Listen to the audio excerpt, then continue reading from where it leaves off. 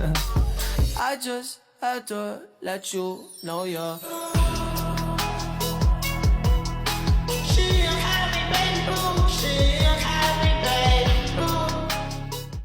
Assalamualaikum warahmatullahi wabarakatuh. Perkenalkan, nama saya Anamira Khairin Salizati dengan 3 digit NIM terakhir 0448.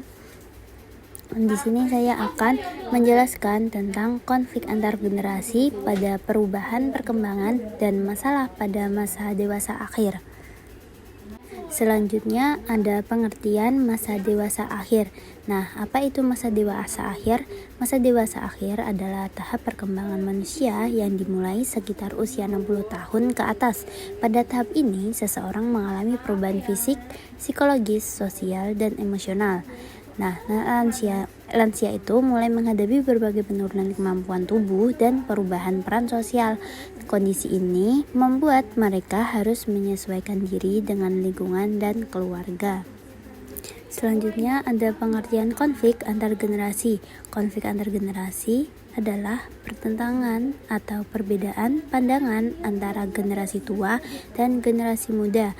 Akibatnya perbedaan nilai, pola pikir, gaya hidup, dan cara berkomunikasi. Perbedaan zaman ini menyebabkan cara berpikir tiap generasi berbeda.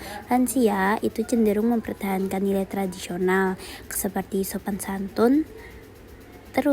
Sedangkan generasi muda lebih terbuka terhadap perubahan dan teknologi. Selanjutnya ada perubahan perkembangan pada masa dewasa akhir. Nah, apa saja sih perubahan perkembangan pada masa dewasa akhir? Perubahan yang dialami dewasa akhir atau lansia itu ada perubahan fisik, perubahan kognitif, perubahan sosial, dan perubahan emosional.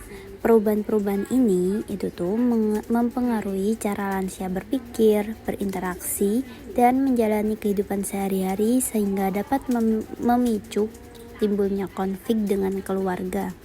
Perubahan fisik itu ditandai dengan penglihatan menurun, pendengaran berkurang, mudah lelah, dan rentan penyakit.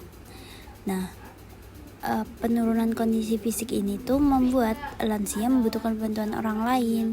Hal ini juga kadang membuat mereka merasa tidak mandiri atau menjadi beban keluarga. Terus ada perubahan kognitif. Perubahan kognitif itu tuh seperti daya ingat menurun, lambat memahami informasi baru, sulit mengikuti perkembangan teknologi. Perbedaan kemampuan memahami teknologi sering menyebabkan miskomunikasi antara lansia dan generasi muda. Terus ada perubahan sosial dan emosional, yaitu tuh pensiun dari pekerjaan, kehilangan pasangan atau teman sebaya, merasa kesepian, dan lebih sensitif. Berkurangnya aktivitas sosial membuat lansia merasa kurang diperhatikan sehingga mudah tersinggung atau sedih. Terus selanjutnya ada faktor penyebab konflik. Faktor penyebab konflik itu ada perbedaan nilai dan pola pikir, kurangnya komunikasi, terus ada gap teknologi, perbedaan gaya hidup, dan kurangnya empati. Generasi muda dan lansia atau dewasa akhir sering memiliki pandangan berbeda tentang kehidupan, sehingga mudah terjadi kesalahpahaman. Nah, apa sih contoh konflik antar generasi? Nah, contoh dalam kehidupan sehari-hari itu ada anak sibuk bermain gadget, terus lansia merasa diabaikan, perbedaan pola pengasuhan cucu atau anak, terus ada orang tua dianggap terlalu mengatur. Itu tuh maksudnya konflik kecil yang terus terjadi itu dapat membuat hubungan keluarga menjadi tidak harmonis.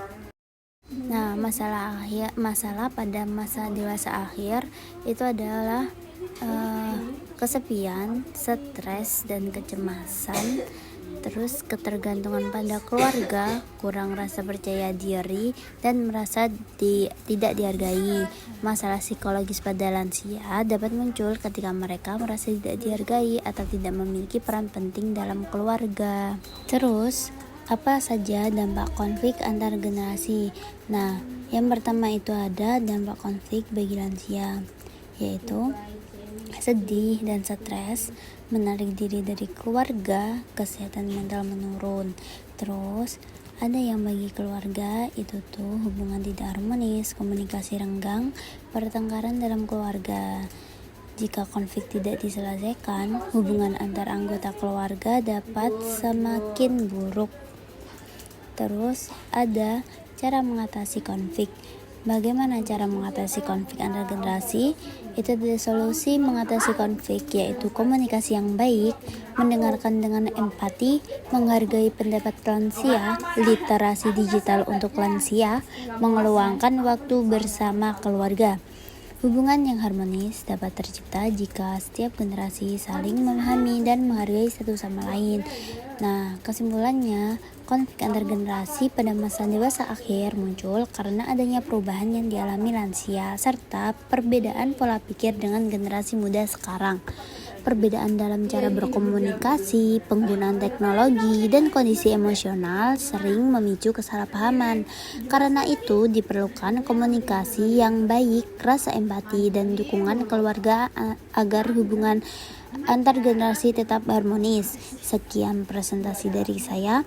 Terima kasih sudah menyimak dari awal sampai akhir. Semoga materi yang saya sampaikan bisa dipahami dan bermanfaat. Kalau masih ada kekurangan atau kesalahan dalam penyampaian, saya mohon maaf. Terima kasih.